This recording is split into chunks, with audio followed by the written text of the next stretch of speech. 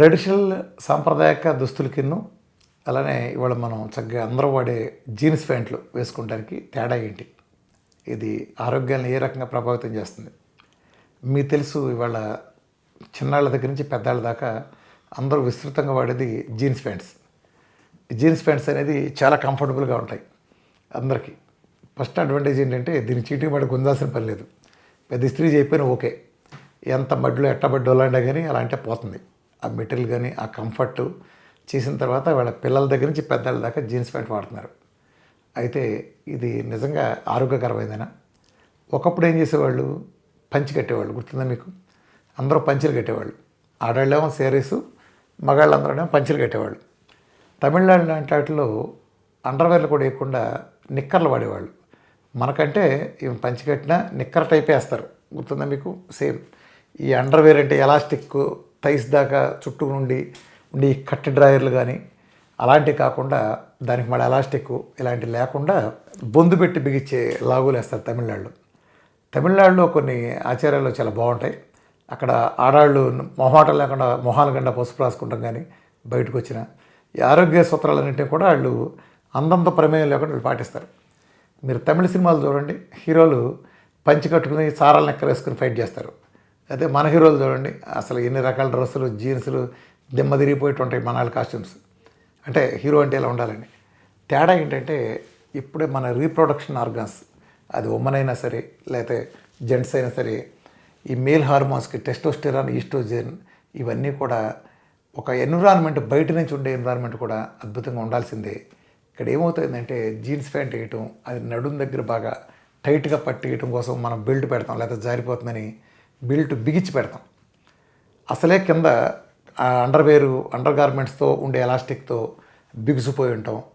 Plus పైన ఉండే jeans pant కొంచెం లావు బెల్ట్ వేసి మనం బలంగా బిగించడం కారణంగా జారిపోతుందని ఆ ప్రాంతంలో ఒత్తిడి పడి టిష్యూ కానీ అదంతా డ్యామేజ్ అయ్యే అవకాశం ఉంది.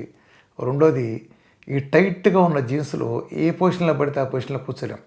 ఏదో రోజువారీ నడిచామా, అలా కుర్చీలో కూర్చున్నామా వచ్చామా తప్ప మీరు జీన్స్ ప్యాంట్ వేసుకుని బాసి పట్టేసి కూర్చొని కుదరదు. ఇష్టం వచ్చిన యాంగిల్లో మీరు పడుకున్నా, లేకపోతే ఇష్టం వచ్చిన యాంగిల్లో కాలో పక్క పారేసో మీరు విచిత్రమైన యాంగిల్లో మీరు కూర్చుంటే ఈ జీన్స్ టైట్నెస్కి అక్కడ కొంచెం నంబనెస్ లాగా రావటం, అలా తిమ్మిరిలాగా రావటం, మీరు ఆ ప్రాబ్లం కూడా గమనించవచ్చు. అట్లానే ఈ టైట్గా ఉండే జీన్స్ చర్మానికి, ముఖ్యంగా టైట్ జీన్స్ చాలా హార్మ్ఫుల్. చర్మానికి అంటిపెట్టుకుండటం వలన గాలి ముందు పుష్కలంగా వెళ్ళదు. కాటన్ అంత మంచిది అంటారు. కొన్ని రకాల జీన్స్ ఈ చెమటను కూడా కాటన్ పీల్చినట్టు పీల్చలేవు. రెండవ ప్రధాన లోపం ఏంటంటే మన బట్టలు గుంజినప్పుడు మనం బట్టల సబ్బుతో గుంజుతాం. ఏ బట్టలను గుంజినప్పుడు దాని అంటే కెమికల్ ఉంటుంది. ఆ కెమికల్ ఈ టైట్ ప్యాంట్లు కానీ ఎస్పెషల్ టైట్ జీన్స్ లాంటినప్పుడు జీన్స్ మరింత ఎక్కువ పీలుస్తుంది. మామూలు రెగ్యులర్గా ఉండే క్లాత్ పోయినట్టుగా జీన్స్కి ఉండే వదలదు, అంత తొందరగా వదలదు. ఎందుకంటే క్లాత్ మందంగా ఉంటుంది కాబట్టి. అది ఎప్పుడైతే టైట్గా ఉంటుందో మనం ఆ కూర్చున్న పొజిషన్లో చర్మానికి బాగా అంటిపెట్టుకున్నట్టు అయిపోయి చర్మానికి ఆ సోప్కి దానికి క్లాష్ అవుతుంది.